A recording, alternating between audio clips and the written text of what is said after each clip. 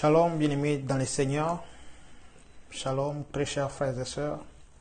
De partout où vous nous recevez en ces moments, nous vous bénissons dans le nom précieux de notre Seigneur et Sauveur Jésus-Christ. Nous allons partager avec vous sur la parole de Dieu. Et j'ai choisi un thème qui est aussi vaste. Et autour de ce thème-là, nous allons parler dans quelques minutes, d'après ce que le Seigneur nous a mis à cœur, afin de pouvoir édifier son Église. Le thème, nous l'avons intitulé « La louange ». Pourquoi la louange? Parce que nous sommes appelés à louer Dieu. Et donc, nous voulons ajouter bien un plus dans notre manière de comprendre quand, lorsque ou comment louer Dieu ou pourquoi dois-je louer Dieu. Et tout ça, toutes ces questions-là que nous nous posons. Et je sais que cette exhortation ne sera pas exhaustive, d'autant plus que c'est un thème très vaste, je venais de le dire tout à l'heure. Alors,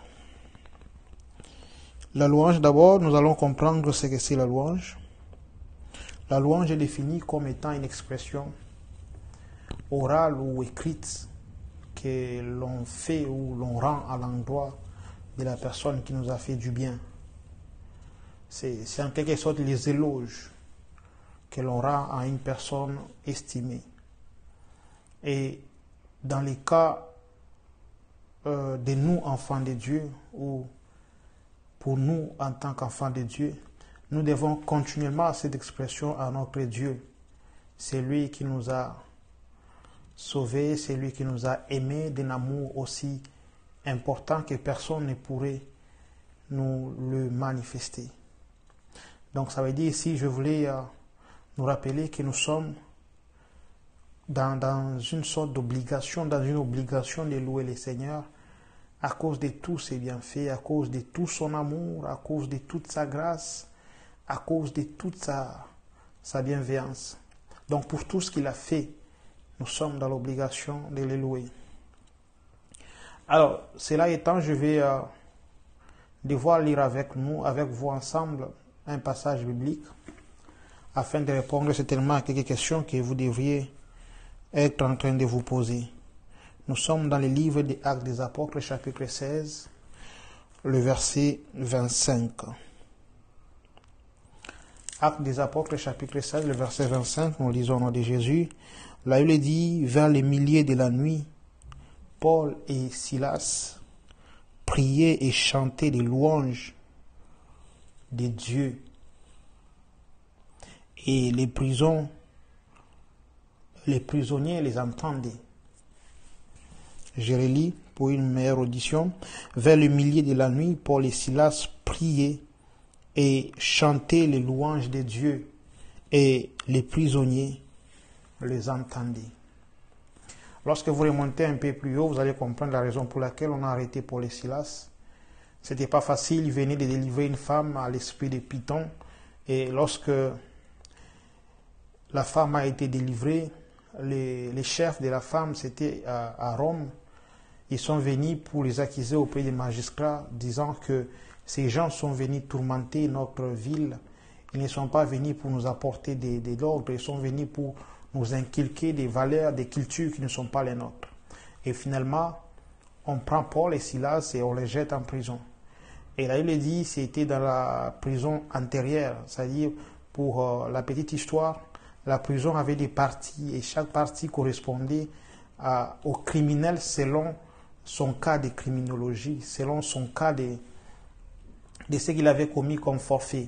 Et la partie antérieure de la prison était l'une des cellules les plus surveillées, les plus fortifiées, à tel point qu'il n'y avait pas moyen de s'y échapper. Lorsque vous y êtes jusqu'à ce que l'on vienne vous ouvrir. Au-delà de tout ça, on a également enfermé Paul et Silas par le pied, avec des craquants, si je peux le dire ainsi. Donc ils ne pouvaient pas bouger. Ils étaient là, dans cette prison qui était dans la cour intérieure. Donc la cellule la plus fortifiée de toutes les cellules. Parce que les geôliers, en exécutant l'ordre du magistrat, ils avaient peur que ces gens ne puissent échapper d'une manière ou d'une autre. La Bible dit, pendant qu'ils étaient là en prison, c'est là qu'ils ont commencé maintenant à lancer des louanges, à chanter des chants de louanges à Dieu. Ils ont commencé à exalter le Seigneur pendant qu'ils sont dans la prison, pendant qu'ils sont dans un milieu où certainement ils devraient se plaindre pour dire « Mais comment nous venons de faire l'œuvre de Dieu, nous avons accompli la mission de Dieu. » Mais la chose la plus étonnante, c'est que bien qu'étant en prison, ils ont commencé à louer le Seigneur. Ils ont commencé à glorifier le Seigneur. Alors, qu'est-ce que nous comprenons par là?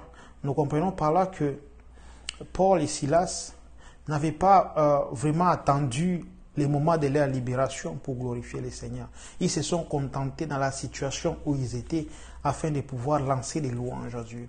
Ils se sont contentés dans cet état, dans cette façon de vivre là, afin de pouvoir lancer des éloges, afin de pouvoir glorifier le Seigneur. Certainement, ils étaient en train peut-être de se dire, du moins nous avons la vie, du moins nous avons fait ton œuvre, du moins, ainsi de suite. Et donc, ils n'avaient pas une raison quelconque de se lamenter. Parce que c'est peut-être toi et moi, on pourrait peut-être se dire, mais finalement, je viens de ton œuvre, Seigneur, mais là, je suis humilié. Mais et au-delà de voir l'humiliation, au-delà de voir tout ce que l'on leur reprochait qui était aussi faux, ils se sont dit, mais aussi longtemps que nous avons la vie, comme les dit les psaumes, les derniers numéros du psaume, au dernier chapitre également, la Bible dit que tous ceux qui respirent louent l'Éternel. Et donc je suis en train d'essayer de repenser ou de repasser un peu dans la tête de nos dévaillants ici soldats qui étaient en train de voir, au-delà de la prison, ils étaient en train de voir la gloire qui devrait être rendue à Dieu pendant qu'ils étaient en vie. Alors la question que nous devons nous poser maintenant, c'est que, comme je l'ai dit au début, quand est-ce que l'on devra louer le Seigneur? Quand est-ce que l'on devra célébrer le Seigneur, honorer Dieu, lui chanter des louanges? Eh bien, la réponse, nous la trouvons ici, que c'est à n'importe quel moment de la vie. Si certainement les enfants de Dieu, les chrétiens d'aujourd'hui, attendent finalement qu'il y ait quelque chose, qu'il y ait un miracle qui se manifeste afin que je glorifie le Seigneur. Il y a des gens qui attendent lorsque Dieu va donner le mariage, lorsque Dieu va donner cet enfant, lorsque Dieu va me bénir avec des beaux business, là je vais les glorifier, là je vais les lever. Mais ici l'exemple nous montre que l'on devra élever le Seigneur, même lorsqu'on n'a pas encore eu ce que l'on est en train de chercher, même lorsqu'on n'a pas encore reçu la bénédiction qu'on recherche. Et au-delà de tout ça, nous comprenons que après qu'ils aient loué le Seigneur, Dieu finalement a fait un miracle. Vous allez lire la suite de l'histoire, je pense que vous la connaissez très bien. Dieu a fait des miracles et finalement ils sont sortis de la prison antérieure où ils étaient, de la cour la plus surveillée, de la cellule la plus surveillée, la plus fortifiée où ils étaient. Dieu a déclenché un miracle et ils ont été tirés de là par la force de la puissance de Dieu. Voilà ce qu'apporte la louange dans la vie d'un enfant de Dieu. Voilà ce que Dieu est à mesure de faire lorsque vous les levez, lorsque vous les glorifiez, lorsque vous les célébrez. Vous êtes en train de pleurer, mais dans ces pleurs-là, dans ces larmes qui coulent au fond de vous, que personne ne peut voir, vous glorifiez le Seigneur, vous élevez le Seigneur. Vous êtes en train de dire en quelque sorte, Éternel, mes larmes ne sont pas forcément pour moi une barrière face à la louange que je te dois. Mes pleurs, mes grincements des dents, là où je me suis limité, moi en tant qu'humain, ne doit pas être pour moi une barrière pour t'élever. Voilà que vous êtes en train d'exprimer cela dans votre cœur. Parce qu'au-delà de tout ça, bien-aimés dans le Seigneur, sachez que la situation dans laquelle vous vous trouvez, elle peut être aussi meilleure que la situation d'une autre personne. Je me suis posé la question de dire, si jamais ces apôtres, lorsqu'ils se sont retrouvés en prison, ils avaient pensé à l'histoire des gens, ils pouvaient se dire, du moins nous sommes en prison, mais nous sommes encore en vie, et personne n'a demandé notre tête. Alors que l'apôtre Jean, autrefois, il a été décapité en prison. Pendant que Jésus même était là, en vie, il était là. Là, il dit, on a décapité la tête des gens. Et je suis en train de penser que si ces apôtres Paul et Silas avaient pensé à cela. Certainement, ils se seraient dit, nous du moins, nous sommes là quand même. Nous pouvons parler, nous pouvons encore exercer des mouvements. C'est pour te dire, bien-aimé dans le Seigneur, le problème que tu penses être le problème, peut-être par rapport à la situation qu'une autre personne peut être en train de vivre, ton problème ne signifie peut-être absolument rien. Donc tu n'as pas de raison de te ressaisir pour louer le Seigneur. Et même le Seigneur n'a pas besoin forcément que tu vois ce que tu recherches afin de le louer. Il a besoin que tu comprennes tout d'abord que le fait que tu respires tout simplement, le fait que tu sois créé à son image, c'est un sujet de louange. Quoi que rien ne marche, quoi que tout marche, il a besoin qu'à chaque moment, nous puissions le louer.